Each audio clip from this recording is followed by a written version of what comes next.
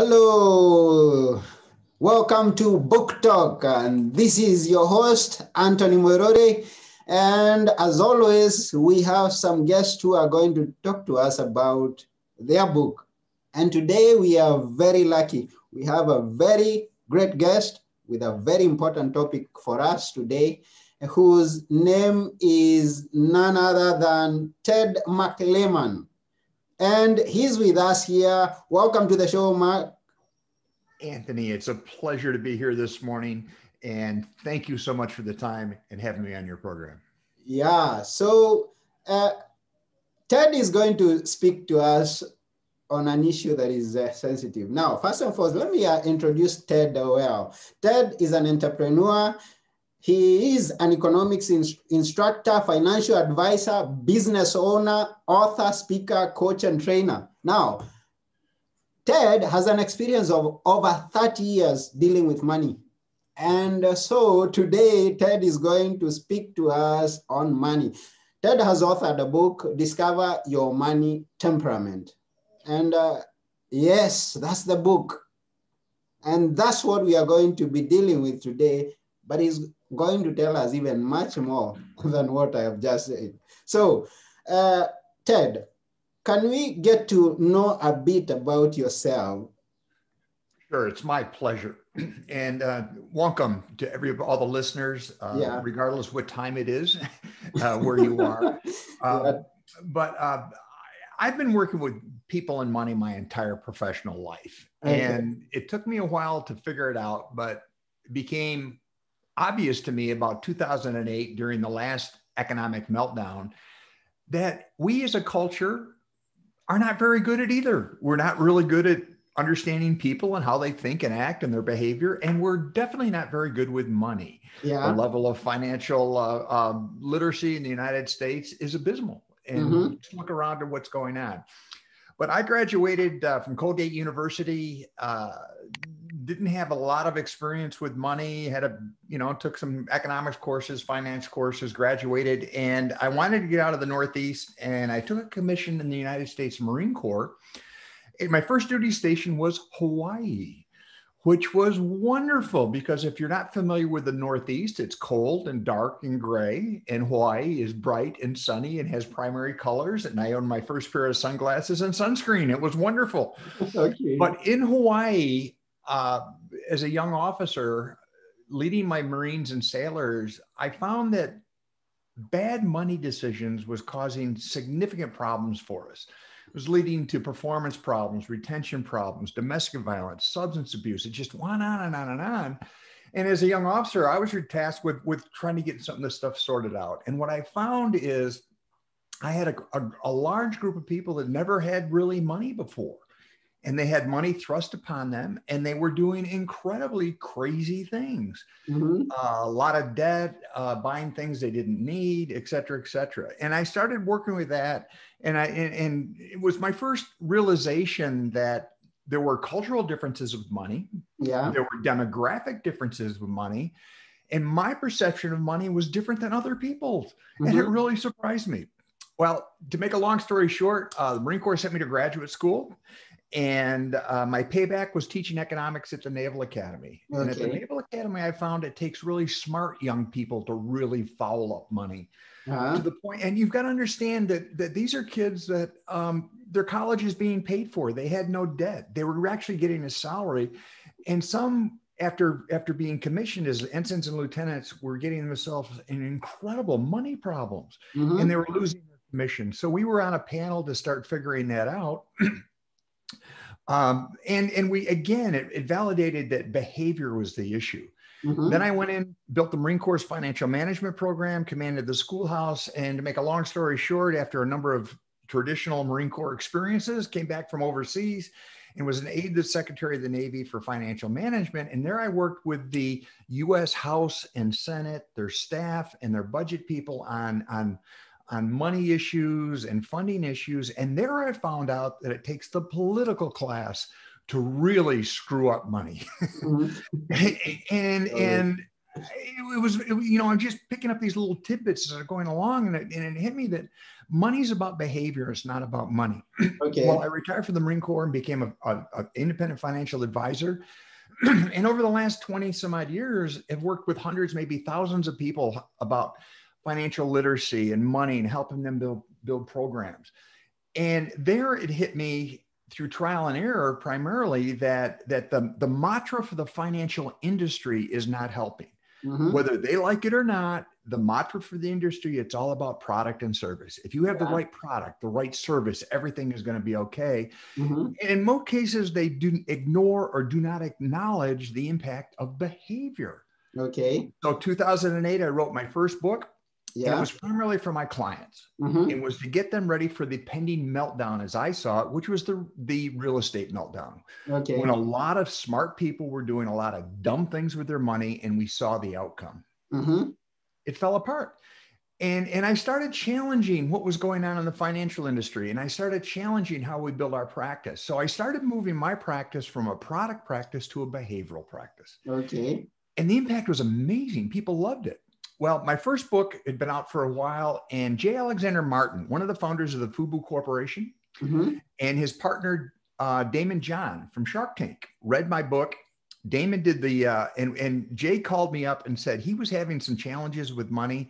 He was doing what his culture and society expected him to do with a young, wealthy person, and he was burning through money at a unsustainable rate. Mm-hmm. He figures he went through about $8 million over about eight-year period trying to impress people he didn't know and they didn't care. Yeah. And I mean, give you an example. He was burning between $5,000 and $8,000 a week just clubbing. That's crazy. But he thought that was expected of him. And we started talking. And as a result of that, we collaborated on a book about him mm-hmm. called Money Makes Me Crazy. Yeah. How I Squandered Millions Building the FUBU Empire. Incidentally, this book is being republished. It should be out at the end of the year. But in that book, I started walking through and explaining Jay's experience with money. Okay. And why he was doing the things he did. Mm-hmm. And then move fast forward.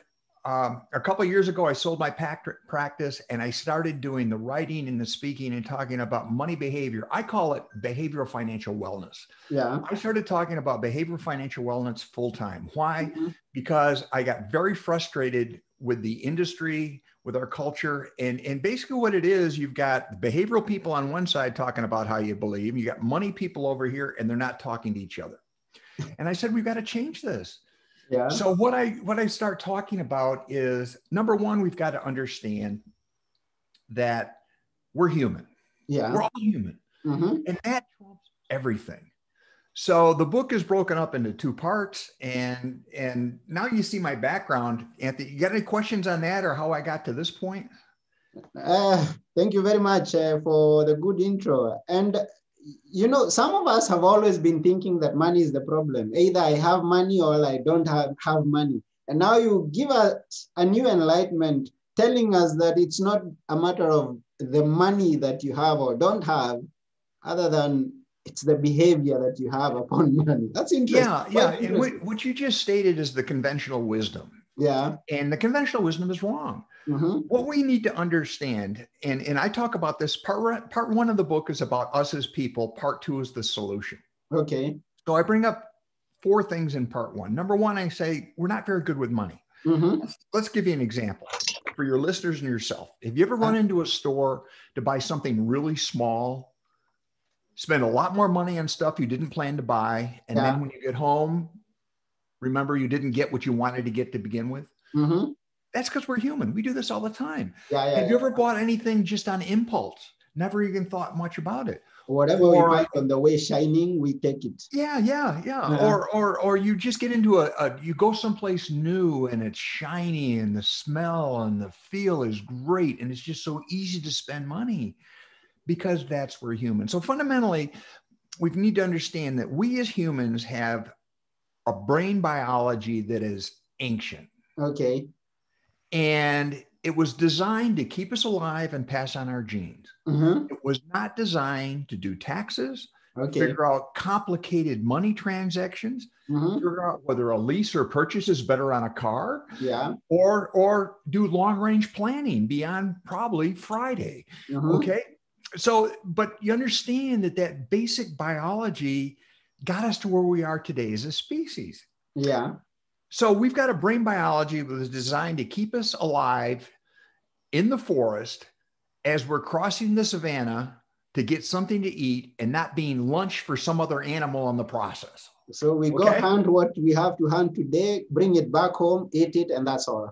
Right. And if you don't do it well, you're going to be lunch for somebody else. Yeah. That's the way we're wired. Yeah. So we have to understand that we've got, and I keep the brain science really, really simple. Okay. We've got a feeling brain. We've got a thinking brain. Yeah. Our feeling brain is the ancient brain. It's the old brain. It's primitive. It's fast. Yeah. It's automatic. It keeps us alive. It keeps our heart going, our lungs beating. It's constantly sensing our environment and reacting and adjustment, but you don't have to think about that. Yeah. Then we've got our modern thinking brain, which is primarily the frontal cortex, which is slow and deliberate and analytical and takes time. And there's a conflict going on between our feeling brain and our thinking brain. Yeah. Our default is our feeling brain because that's where we want to be. It's comfortable. It's easy. It takes no effort. It takes no energy. But thinking emotionally is hard. It's not where we naturally like to be. So we want to get in there and get out as quickly as possible, which is not a problem for most of our activity. Yeah. I mean, if you were in your thinking brain all day long, you'd never get out of your house. Because you go, is it hot out? Is it cold out? What do I wear? What I don't wear? Is this too much? It's not. You'd never make a decision. So we've got to have this balance. This was not an issue back when you lived on a subsistence farm. You never got out of the neighborhood. Your food was there. Commerce was pretty simple. And to be very candid, longevity was measured in, years, not decades. Okay. So we are just not wired well for the dynamics of the modern economy. Our brain, as I said, is ancient. Money's about 2,000, 3,000 years old. Money is a cultural instrument. It reflects who we are to facilitate trade, relationships, and all that. So it's an invention. And it's different in other places. People have different relationships with it. But fundamentally, we're not too good with money because it's a new thing. So how do you bring this all together? First, you need to understand that we are emotional animals who think. We are not thinking animals with emotions. 95 to 99% of our spending decisions are automatic, spontaneous. They're reactive and non-conscious. Okay. Emotionally, yeah. So that's what we are as people. Okay. And to make it even more complicated, our belief set with money is well established by mid-adolescence. So that means between 3 and 10, 3 and 11, we start non-consciously developing our relationship with money, which is driven by our peer group and our family and our culture. Yeah. Okay. So this is kind of scary. Where you were in middle school or junior high school and what you thought was important about money then is how subconsciously you still think about money. You can change that mindset, but it's hard. So the driving force now with all of our spending decisions is culture and beliefs. Then the next piece is the rules have changed. Okay. What I mean by that is I mentioned the subsistence farm before. Yeah. Back in the day, it was pretty darn easy. You got up in the morning, you worked in the fields, you grew your food, you come back, you fixed it and did it again. Yeah. And then, a few years ago, you worked for one company, stayed there for 30 some years. When you retired, you had a full traditional retirement plan. You had Social Security, probably no debt. The house was paid for. All the families within walking distance. And longevity wasn't what it was because you smoked and drank a little bit and ate terribly. You're probably going to fall over somewhere between 65 and 70. So this whole financial planning thing was not that much of an issue. And things have changed. It's no longer there. That has already changed everything. Exactly. Yeah. And there are two game changers we need to realize when we're talking about money. One is longevity. Yeah. The medical community has done a wonderful job of extending our longevity, quality of life, and it's around the world. So now that opens up a whole new set of problems. My mother-in-law passed away at 103. Ah, that's good. My parents passed away in their 90s. Yeah. My dad was retired for over 30 years. Retired. Okay. And what we need to understand is the planning factor now is not what are you going to do for the next, to age 75. It's we plan to 100 and 105. And if you're a female, you have to have a very, very different mindset because you're probably going to be alone for at least a third of your life for whatever reason. Yeah. Then you mean that men always go fast? Yeah. And then the other reality is the concept of work has changed. We are now, and I talk about this in the book in chapter 4, that today everybody is self-employed. Yeah. I don't care where you work or what you do, you've got to have the self-employed mindset because you're accountable and responsible for everything you do and fail to do. The traditional safety nets have gone. The traditional pension, the extended family now is all over the place. You may have a non-traditional family with multiple situations going on. Taxes are different. So it's a completely different ballgame. So when you bring that all together, our biology, our belief set, and the new rules of money continually conspire against us in spending situations to make really stupid decisions. So we should be surprised that we make a good decision, not that we should, the norm should be bad decisions. And that's reflective. Most people do not get money well. Okay. I don't know what we're surprised about that. Then we've got the financial community that is in denial about all the things I just talked about. Yeah. Traditional economics, and that's how I was trained, assumes that we are rational, that we have perfect information, we will take the appropriate decision for our circumstances, and that we will non-emotionally make decisions based on the input that is given to us without influence of our peers, outside forces, and whatever. And that's ridiculous. So that's part one of the book. Does that make sense? Can you see how that's such a problem? It does make a lot of sense. I mean, it does bring a lot of things together and give us as a clearer picture of of what we are in today, right now. Now, what's important about this book, though? It's not a technical book. Okay. I write this in such a way that is written for people that would never buy a book about money, but should. Have never taken a course on economics or finance and should have. Yeah. And I build this as a story of an individual going back and forth to a shopping center or a mall and back to work and interacting. And in stories, talk about situations and then put you in that situation and explain what's going on. So I keep it very, very simple. Okay. No math, no graphs, no Wall Street stuff, no product recommendation. It's the front end that you should know before that. Yeah. So I define the problem that you, me, and all of your listeners are just not hardwired to work with money. Yeah. Well, not fair. There are a few out there that are, but it's the exception. So the question next is, what's the solution? That's what we are always looking for. I mean, we've got the problem, but we need a solution to, exactly.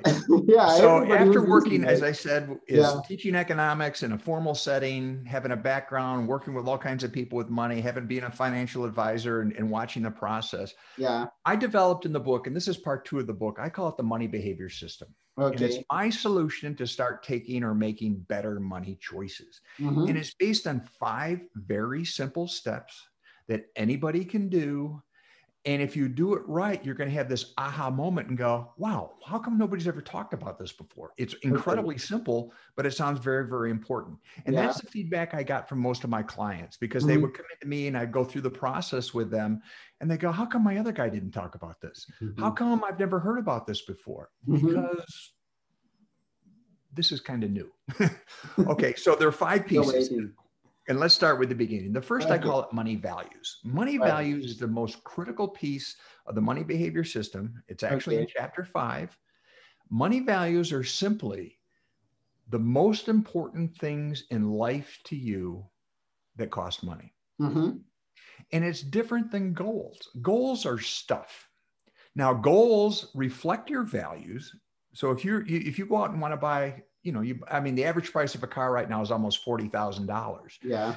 And if you're going to spend that kind of money on a car, that reflects your values on an automobile. But are those your true values? Mm-hmm. Okay.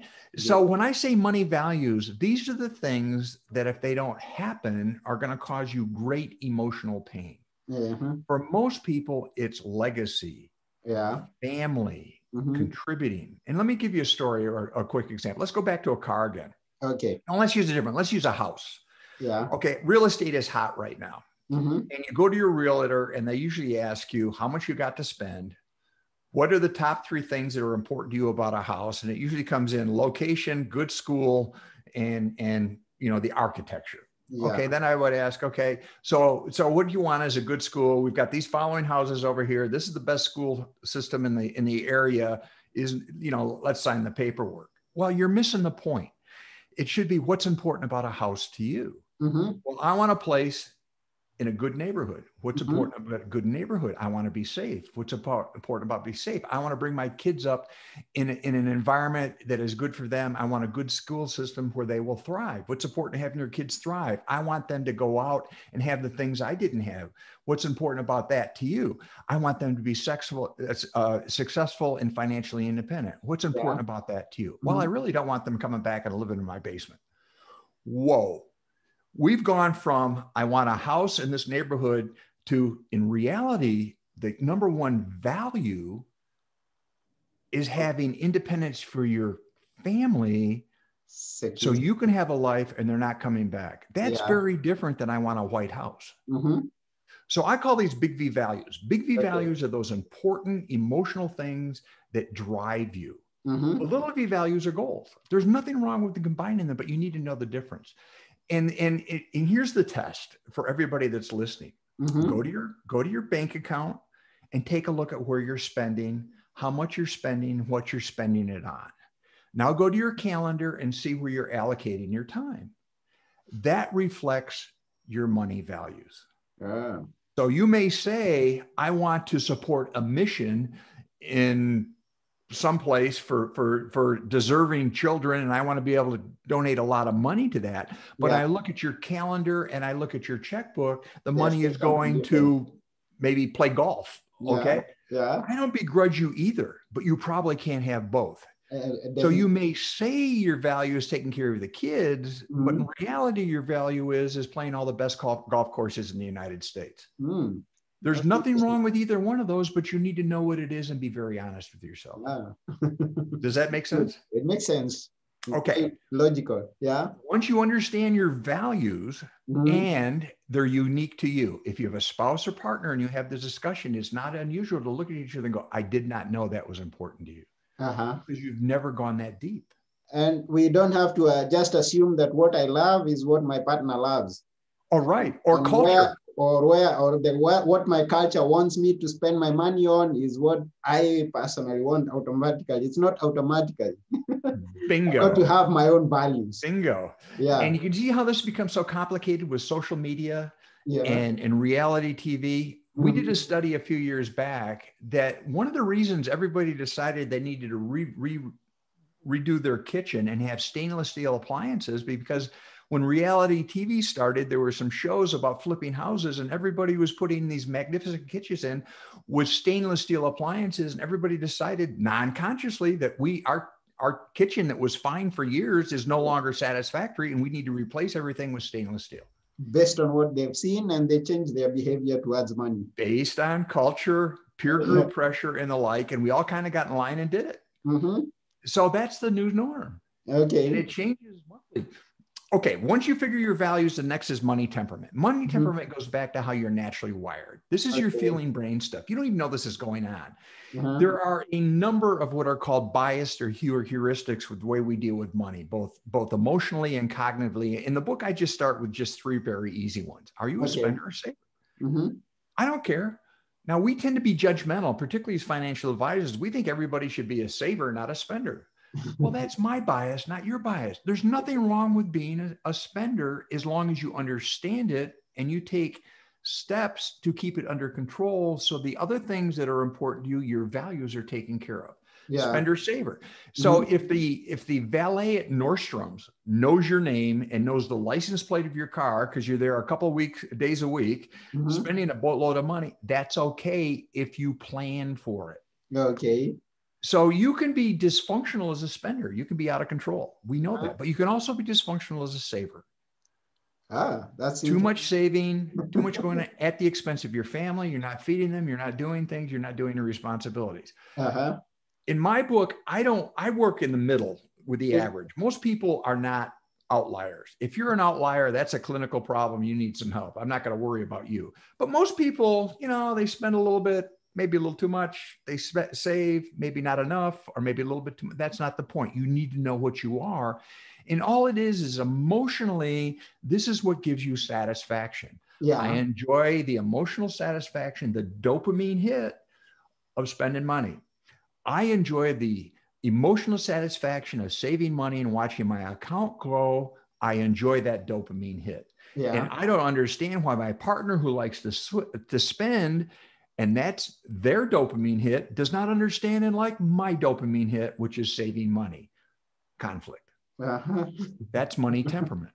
So it's what I talk about in the book is spender, saver, maximizer, sufficer. A maximizer is the person that wants to get the last benefit out of everything they buy.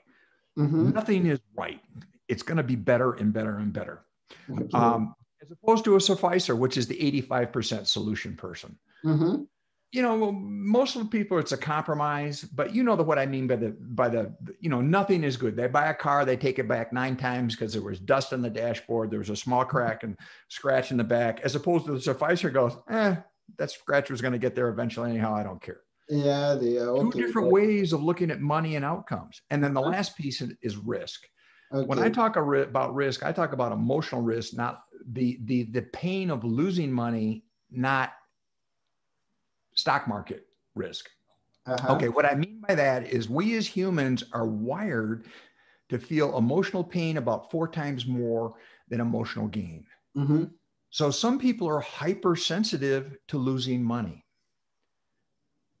And that influences your decision making. My dad was a good example. He would sit and yell at the TV, being very concerned about that his accounts were losing money, and call me up. He was my worst client. Without a doubt. And I have to tell him, Dad, it's okay. You don't even own any of this stuff. What you're watching on TV does not impact you. But he did not see it that way. He emotionally was impacted by what he perceived to be a threat. That's what I mean by emotional risk. Okay, so now you've got your values and your temperament. I know I am. Now the next piece is called money knowledge. Money knowledge is not technical knowledge. Okay. Technical knowledge is easy. You can figure that out a lot of different ways. What I'm talking about is how do you process information? How are you a visual learner? Are you an auditory learner? Are you a hands-on type of person? Because how you process information is critical to your ability to make good decisions. And you have to understand, in the financial services industry, we have a bias towards numbers. We want to give you spreadsheets. We want to give you piles of paper. We want to get you into the details. Part of that is required by compliance and laws, but part of it is just the way we're wired. There's some advisors that have never seen a spreadsheet they didn't like. And every solution is another spreadsheet or another product. But if you're not wired like that, you're not going to understand it. So you've got to take control and go, time out. Show me a picture. What do you mean? Tell me again in words that I can understand. In simple, You've got to be able to put yourself in a position of authority to go, stop. I'm paying you good money, or this is a very significant problem, or this is a consequential money decision. I need to make sure the information I'm getting is what I need to make a good decision. And if I'm a visual learner, give me pictures, give me graphs. If I'm an auditory learner, tell me in a way that I can process it effectively. And if I'm a digital tactile guy, give me the spreadsheets. But most people are visual. So the things I just described, money values, money temperament, and money knowledge, the way I define it, are what are missing from the traditional financial planning process. The traditional process is, hey, you're here. let me show you 3 things. This did well this year. This one did this year. And this has got a pretty picture. And look at the golf course picture we gave you and the sailboat and all this. Don't you want one of these? Which has nothing to do with the product or your needs with regard to values, temperament, and the way you process information. And then in the industry, we just see if I just give you more data, you're going to take a good decision, which is ridiculous. So the next piece of the model is money strategy. The money strategy you build has to be, it's the bird's eye view or the 30,000, 100,000 foot view of where you want to be financially through your life. Okay. First, it has to reflect your values, your money values. Yeah. But your strategy must incorporate your temperament and your money knowledge. Your money knowledge. Process information. Okay. So with that tools, now you can build a program that works for you. Remember, the financial services industry is fixated on a one size fits all approach. And this is dangerous. Yeah, it can work for everyone the same. Right. thing. Not only in the financial industry, but social media makes this much more difficult. Because we're herding animals. We like being with people just like us. Yeah. We like to hear things that confirm our biases and our point of view and our values. Therefore, if you're in a chat group and everybody goes, buy GameStop, buy fill in the blank, because everybody's doing it, it's very easy to have this herding mentality, and we all go out and do that, but you don't know if it supports your values. You don't know if it supports your temperament. And probably the information is not processed, given to you in a way that you can interpret it. So you make an emotional decision that is consequential, that may be okay, but may be disastrous. Make sense? So that's your strategy. It does. As a financial advisor, here's another example. I had a client come in a number of years ago, and we're talking about long-term care insurance. I don't care how you think about that product, but there are different types of long-term care insurance. One is designed that when you're making a claim, you have to itemize everything, write it down, and then they reimburse you. The other one says, we don't care about the itemizing. We'll just give you money on a monthly basis. You can do anything you want with it. Well, if we're going to give you money and do anything you want with it, that policy costs more, but it's easier to manage. So I had a client a few years ago, and I came in and I knew him because I did his financial profile. I knew his behavioral financial wellness. I knew how he thought and feel about money, his temperament, how he processed information. And I recommended to him that he have we're going to give you one check when you go on claim. It cost a little bit more. And he called me out on it. And I said, here it is. Here's the deal. The reason I recommended this strategy is because I know how you think and feel about money. You can't balance a checkbook now. You've never done a budget.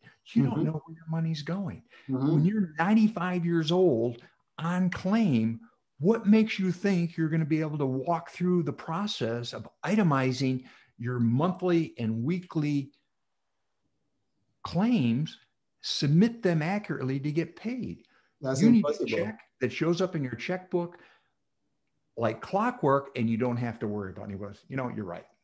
That's what I mean. And that's the difference between selling you something or aligning a solution with your temperament. Make sense? Yeah. And then the last piece is your money plan, which is the actual products and services that you're going to purchase and manage that are going to be part of your strategy that reflect your money knowledge, your money temperament, to help you achieve your money values.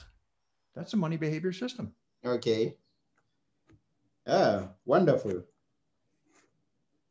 Wonderful. Really wonderful. I mean, we are getting some very insightful points here. Money values, money temperament, money knowledge, now money strategy, and the money plan. Oh, we are moving on well. Exactly. We're moving on well. Let me add you in one other thing. I've traveled all over the world. I've worked with people from many different cultures, not only on active duty, but also as a financial advisor. Okay. And what I'm finding is what I just described to you is the money behavior system transcends ethnicity. It transcends nationality, geographic location. It works for people, human. It deals with the humanity of how we process information. So when I'm talking, like yesterday, I was on a call to a group from India, and we're talking the same thing. Okay. India has one of the fastest growing middle classes in the world. Yeah. Lots of money, but they're going through the same dynamics that we're going through here, that you're going through with your family, but it's influenced by their culture. There are cultural norms and cultural checkpoints and triggers that are going to direct what their money values are, which is fine. But at the basic level, the money temperament level, we're all alike. We're human, and we're going to do human things with money, as stupid as it sounds to a third party, but it made great sense at the time of the purchase. Now, let me ask you a question. With all this information, this enlightenment that you're bringing onto us right here, and you mentioned about there's no boundary to the cultures. I mean, every part of the world should be knowing this. I believe that you've worked with a wide range of people, groups of people and different ages. Right. What would you suggest, or whom would you suggest this book or this information should be going to right now? Well, it's appropriate really for anybody that spends money. Okay.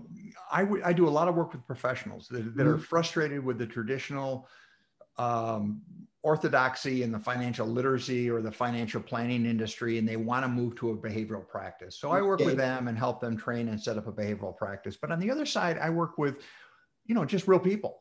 Yeah. And on my website, tedmclyman.com, I've got a free course. I've got a collection of exercises and training that we can go along with this.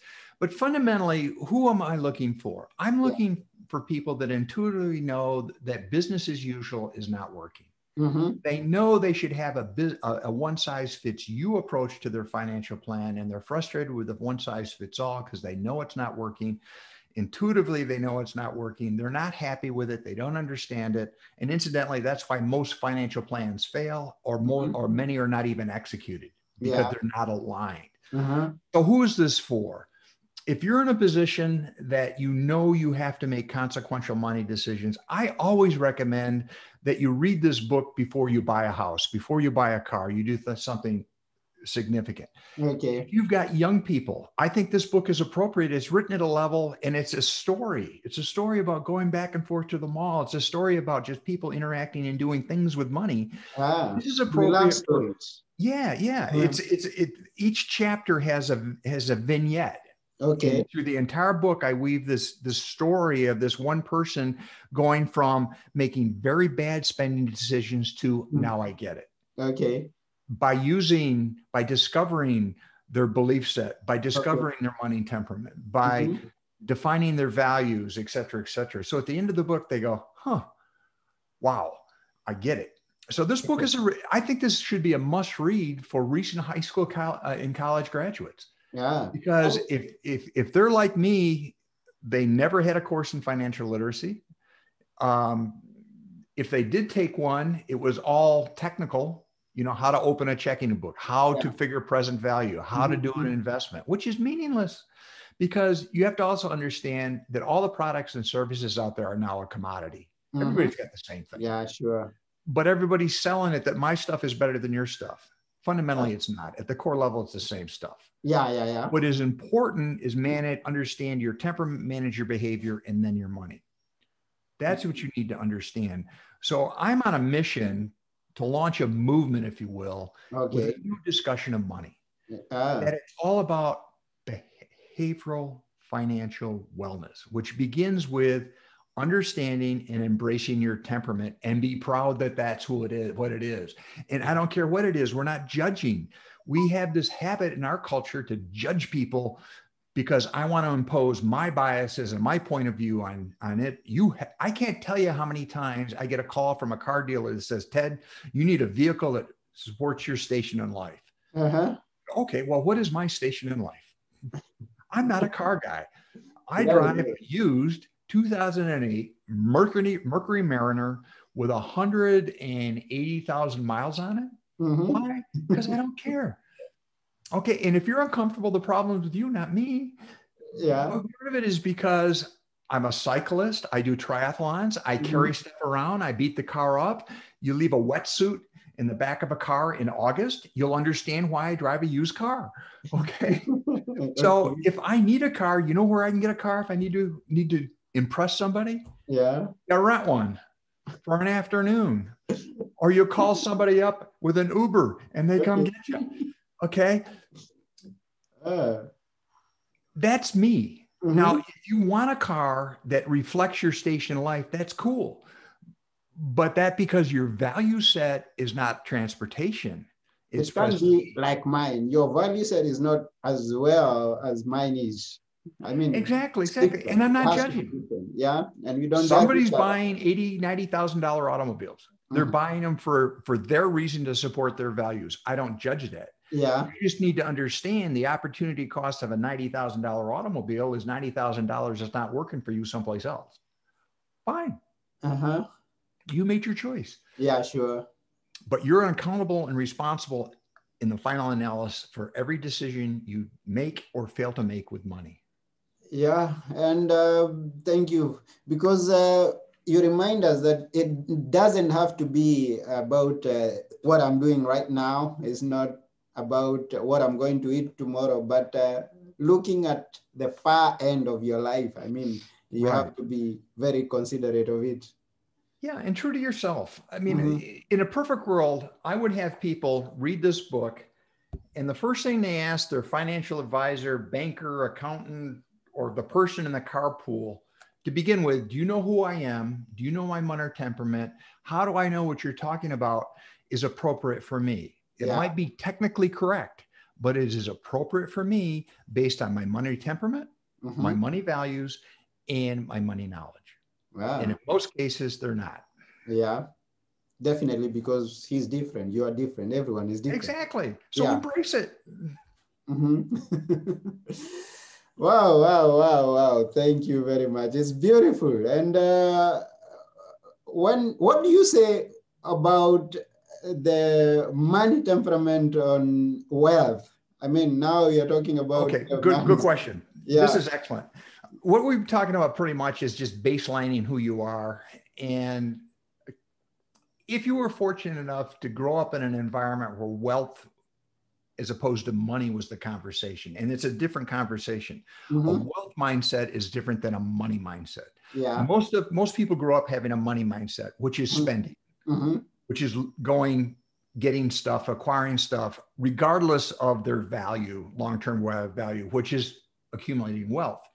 If you were fortunate to grow up in a family where wealth was part of your culture and it was multi-generational, you have a very different mindset. Yeah. So all I'm saying is that you've got an obligation that once you understand your money temperament, to have what I call situational awareness. When you go into a spending situation, which is important or consequential, buying a car, buying a house, a major investment, you've got to stop, force yourself from your feeling brain to your thinking brain, and understand why you're doing what you're doing. A wealth mindset means that you take consequential decisions very, very seriously. You take the time to move from feeling brain to thinking brain, and you put it in perspective of your long-term strategy. Okay. Your strategy means that I need to be taking care of things over multiple years, maybe multiple generations. And if I'm spending just for today, you're rolling the dice, because you could have there's so much risk out there that you have no control over. And you might get out there sometime and go, I should have done something a little bit differently. That's not going to happen.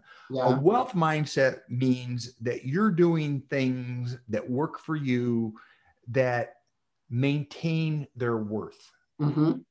Do not depreciate. Yeah. So you're looking at, and it doesn't mean you can't reward yourself. You can't have fun. You can't spend money. Yeah. It means you do it proportionally. Yeah. The bigger percentage should be the one that does not depreciate in value, but increase. I mean, if it doesn't increase, it doesn't at least bring you down. Yep. Yeah. Let's talk about, and this is difficult today's culture, because the internet, Instagram, Facebook, and whatever are constantly bombarding you with pictures of what our culture perceives to be wealth. Most of the pictures that I look at are about money. Mm-hmm.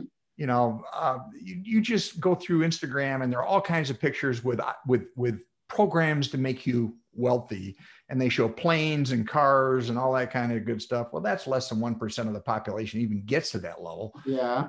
And what you're really going to end up doing is probably spending a lot of money that you don't have to achieve something you're probably not going to get using a program you can't afford. Mm-hmm. So part of that is, wait a minute, what are we talking about? And it comes back to values. What is important? We know, here's another example. We know biologically, or the psychology is that you're going to be happier being in the middle to the upper third of your peer group if you're more alike than being in other words, it's better to be in the middle or a little bit higher of people just like you than it is to be the person at the lower end, at the top end of the neighborhood, and you can't afford to live there. Does that make sense? In other words, everybody, the neighborhood, the average house costs $1 million. Mm-hmm. Okay, you scrape to get there, and you find out, I'm not as happy being the only guy in the block in $1 million house when everybody else's house is $5 million. You're better off in a neighborhood where the average price of the house is $500,000 and you're living in one at $6 million. Okay. See what I mean? Yes, it's all relative, but we can even take it below that. You say you may be happier in a house that costs $100,000, and that's the average price in the neighborhood. That's the culture. That's the strata, and yours costs $1.25. Mm-hmm. That's the psychology of money. It's the way we process information. We also know that for most people, if you're netting about $75,000 a year, you're pretty comfortable and you're pretty happy. Wow. So our behavior system is always affected by whom we are in contact with. I mean, I'm going to look at, and is affected. Absolutely. Mostly what I see here is affected negatively if we don't take charge of ourselves. Yes. Yeah. And it's also easy to get sucked in with the flash, the shiny. I mean, we're wired to go after the shiny. That's what we do as humans. Yeah. Think about it. If you're a commuter and you're driving to work every day, you don't really consciously understand how you got to work. Mm-hmm. It's not until you see something happen, a blue light, an accident, that alerts, and you do alert on that because that's an instinct to keep us alive. Yeah. And it's very quick. It's, we make decisions in milliseconds. We make judgments in milliseconds. So all I'm saying is, have a life, enjoy yourself, but you need to do an assessment based on, again, what's important about money to you. How do you process information, which is nothing more than how do I learn? And then how do I naturally think and feel about money? My temperament. Once I understand that, it's much easier to lay out a strategy that is going to make me comfortable, which is a one size fits you approach, as opposed to I need to be just like the people in the big houses at the end of the street because they got a big car and they got a golf course thing and they got this, that, and the other thing. And okay, but you don't play golf. So why worry about that? Mm-hmm.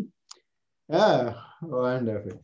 So to all those who are listening, those who are watching this show, it's time to discover your money temperament, not just go with the wind and be swayed from left to right, in order that you may plan for your day-to-day living and also your future.